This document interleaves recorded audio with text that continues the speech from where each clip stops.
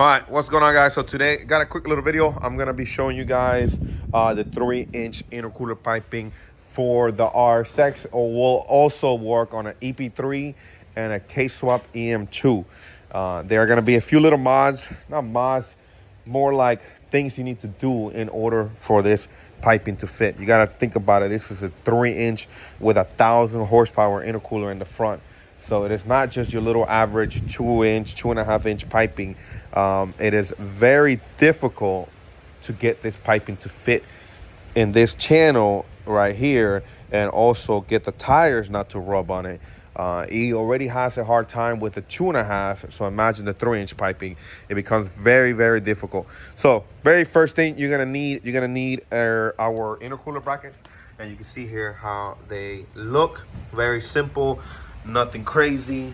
Okay, that's gonna be the very first thing. This will not work with our crash bar. Okay, and I say that because see, our crash bar goes through here and mounts through there, so the 3-inch piping will not work with our crash bar. Okay, it's already difficult enough trying to fit this intercooler and the 3-inch piping. We tried. It is too difficult. Can it be done? Maybe, but if you really wanted to, let's say you really wanted to, you could modify this pipe and try to get this to fit here. But there's not a lot to give here in order to get the crash bar to fit that we sell with the 3-inch intercooler piping, and also the 1,000 horsepower intercooler. So this is a massive setup for someone that's really looking to make some power. I don't recommend this if you're not trying to make at least over 750. It is unnecessary, because on this car we make 700 no issues, and it has the 2.5-inch piping. So this is what I'm saying. And I would say above 750 when I would start looking for a setup like this. Under 750, don't make your life difficult. It's not gonna make any difference from the 2.5 if you're making less power. So what you want to do once you start making more power, you want to have a bigger flow, but it's not necessary unless you're making that power. Believe me, don't make your life difficult. And I hate to say that, because I'm not like, oh yeah, go ahead and buy it. I'm just trying to make the sell. It's not about that. I want you to get the setup that will work for you. Okay, so very simple. This will work for 1,000 horsepower intercooler that we sell on the website. This will work with the Speed Factory as well. Okay, any other brand, I do not know. Okay, people ask me all the time, will this work? What I'm telling you is what we have tested. Okay, I don't know. I can't give you a solid answer on that. So I get that all the time. Will this intercooler work with this setup? With this setup, I don't know. All right, the next thing, you're gonna need an RBC manifold. Okay, if you do not have an RBC manifold, this will not work, or you're gonna need to modify the piping right here. So depending if you have a Skunk 2, a Gato, there's so many brands nowadays. All right, the next thing, you're gonna need our turbo manifold. If you do not have our turbo manifold, this will not line up. Okay, that means you will need to cut this and modify it. I don't know exactly what you need to do. This is another question. Oh, I have this manifold. Well, you know what I need to do? I don't. You know what I mean? We made it to our manifold. And I hate to sound like that, because I'm not trying to, but this is what works. This is what we have, and this is what's tested, and this is what is already working. So if you're trying to do something different, we don't know.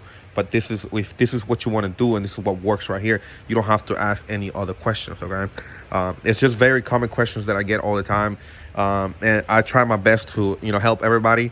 So again, if you have a different intake manifold, you need to modify that. If you have a turbo manifold that's different, you're gonna need to modify from somewhere down here up. Okay, next thing is gonna be the blow-off valve. So now these flanges are only gonna be for the tile blow-off valve, as you can see here. Okay, it will not work with Turbo Smart or any other brand. Okay, so it's gonna be the 50mm tile blow-off valve. I have put the knockoff ones. They do work. I hate to say that, but they do work just fine. Next, there are gonna be a couple notchings you need to do in order for this to work. Okay, and if this is something that you don't want to do, don't turbo your RSX or your EP3 or M2 because you need to do some modifications in order to get this to work. And I say this because a lot of people don't want to do absolutely nothing. You got to remember, these cars were not turbo. They were not designed to be turbo. So everything that we're doing and then you're doing is modifying it, trying to get this to work. Okay, so very simple. Again, you're going to need our brackets. The next thing you're going to need to chop this off right here. Look. Try my best. This is just for video purposes. It's an RSX that I have here. Obviously, you can clean it a little better. If you don't clean it, the piping will hit here. Okay. All right. Next, you're gonna need to cut all of this. Okay. Bam, bam, bam, bam, all the way down flush. And I mean this all the way flush. Like this is like flush. Let me see if I can get that. As you can see there. Okay. And same thing down here, all the way flush. You can see how tight that already is. Okay, so you want to flush that all the way down. Okay, next one, you're gonna need to shave this down. Okay, you can see here. Okay, if you do not shave it down, you can see the pipe will not clear. And you might be wondering why would all of this modification? We're trying to fit this big pipes through here. Now, normally a lot of people do shove them through here. As you can see here, the previous owner did it through here. You can see how terrible this is. I don't like to put them through here specifically because a lot of people do like to clean their bay and shave them. So this is the best, in my opinion, the best way to do it. Yes, it does require a little bit of trimming. Again, this straight down flush. You're gonna need to shave that right there. Okay, take a picture. Okay, you want to shave it down as much as possible. Again, this is just for, I'm not keeping this RSX or anything like that. I just have it here to do videos like this. Next thing, you need to shave down a little bit on the transmission casing. I'm gonna try my best. You can see here where it rubs a little bit. Okay, you can see there. And this, I'm showing you guys because I don't want somebody later down the road saying, oh, my intercooler got a hole on it. Well, did you shave this part or not? That's gonna be the question two you will need to answer me, because if you didn't shave them, and that means it was rubbing on here and it made the hole. So you can see there how it looks. You're gonna need to shave that down smoothly. No, it's not gonna mess up your transmission, I promise you that. It's just you're shaving down like that much for the clearance. Okay, all right, that is gonna be about it in order to get this to work. You are gonna need a intake temp sensor, and you can see here where it's gonna be going. Okay, you have it right there. Now I do have it on the website if you want to buy it. The K2 one will work. Also, it will work the one we have on our website. Okay, it's a very simple piece. I mean, it's I don't even need to go over it. It is so simple that it kind of self-explanatory. If I'm saying that correctly, I'm sorry. All right, so you can see here the brackets once again. Okay, and then the other side. Okay, and that just goes right up to your chassis. I cannot make this any easier, man. Like, it's impossible. Okay, this will clear your intercooler. All right, the very last thing, okay, I want to say this: you will need to trim the heck out of your front bumper. I mean, it is a lot you'll need to trim, and it goes back to it. Like, don't expect not to make modifications trying to put this setup on your car. Okay, it's needed. Okay, you got to remember, again, from the beginning, you're modifying something that you're trying to put over 1,000 horsepower now. So very simple. The kit will come with all the couplers. It will come with 3-inch to 3-inch. It will come from a 2.5 to 3-inch, and then here 3-inch to 3-inch, 3-inch to 3-inch, 3-inch to 3-inch, 3-inch to 3-inch.